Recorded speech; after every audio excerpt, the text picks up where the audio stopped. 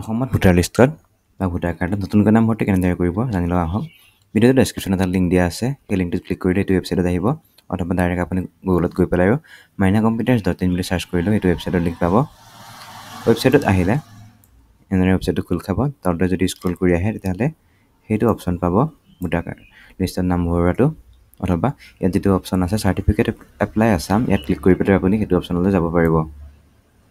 মই স্ক্ৰল কৰি আহিছোঁ, আহি পেলাই এইটো অপশ্যন পাইছোঁ, ভোটাৰ কাৰ্ডত নতুন নামভৰ্তি আছাম অনলাইন এপ্লাই। ইয়াত ক্লিক কৰিব। আপোনাৰ যদি 18 বছৰ হৈ গৈছে তেতিয়াহ'লে আপুনি ভোটাৰ কাৰ্ডত নাম ভৰ্তি কৰিব পাৰিব। ভোটাৰ কাৰ্ডত নাম ভৰ্তি কৰিবলৈ হ'লে এইটো পেজলৈ আহিব। এইটো পেজলৈ অহাৰ পিছত তললৈ স্ক্ৰল কৰি আহিব আৰু ইয়াত চাওক drag and drop files here or browse file বুলি এটা অপশ্যন আছে। ইয়াত আপুনি আপোনাৰ ডকুমেণ্টছসমূহ আপলোড কৰিব লাগিব। কি কি ডকুমেণ্টছ আপলোড কৰিব? বেছি ডকুমেণ্টছৰ প্ৰয়োজন নাই।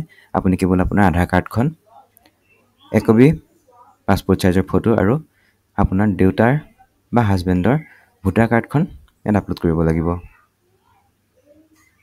ইয়াত লিখি দিয়া হৈছে চাওক, please upload all following documents.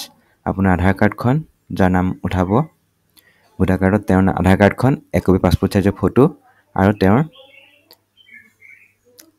দেউতাক বা হাজবেণ্ডৰ, যদিহে বিয়া হোৱা বোৱাৰী হয় বা ছোৱালী হয় তেতিয়াহ'লে হাজবেণ্ডৰ ভোটাৰ কাৰ্ডখন দিব লাগিব, আৰু যদিহে বিয়া নোহোৱা ছোৱালী হয় তেতিয়াহ'লে দেউতাকৰ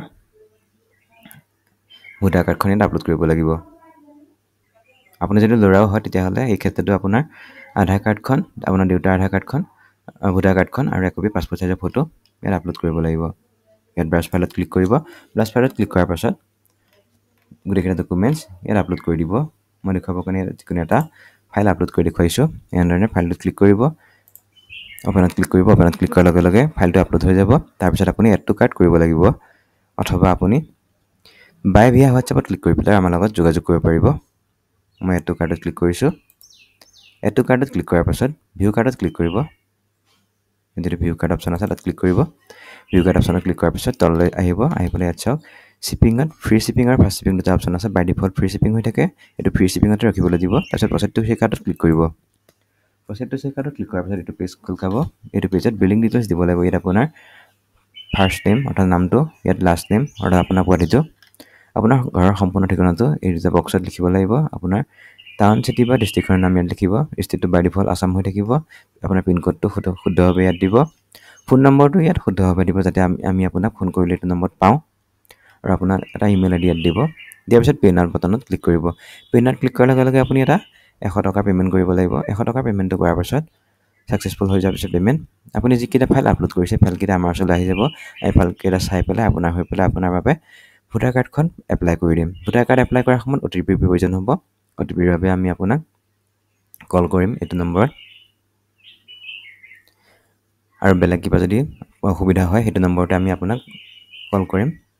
এইদৰে আপুনি ঘৰত বহিয়ে অতি সহজে ভোটাৰ কাৰ্ডত নাম উঠাব পাৰিব। ইয়াৰ উপৰি এইটো ৱেবছাইটত আপুনি আপোনাৰ পান কাৰ্ড বনাব পাৰিব।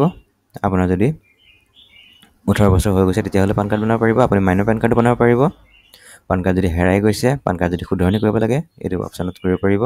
আপোনাৰ ফটোসমূহ ফ্ৰেমত বনাই পেলাই যদি ঘৰলৈ অৰ্ডাৰ কৰিব লাগে তেতিয়াহ'লে এইটো ফটো অপশ্যনতো ক্লিক কৰি পেলাই ফটোসমূহ বনাব পাৰিব।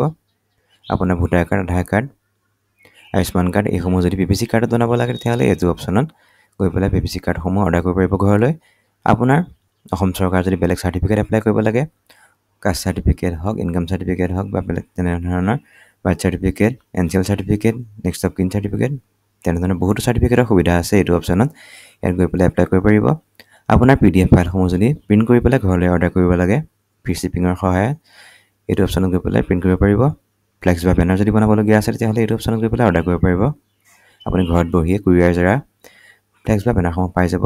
তাৰোপৰি আপোনাৰ DT অফিচৰ লগত যদি কিবা কাম থাকে, লাইচেঞ্চ বনোৱা, লাইচেঞ্চ ৰিনিউ কৰা বা গাড়ীৰ RC বনোৱা বা তেনেধৰণৰ কাম যদি কিবা থাকে, তেতিয়াহ'লেও গাড়ী ইঞ্চুৰেঞ্চৰ কাম যদি থাকে তেতিয়াহ'লেও আমাৰ লগত যোগাযোগ কৰিব পাৰিব হোৱাটছআপ যোগে।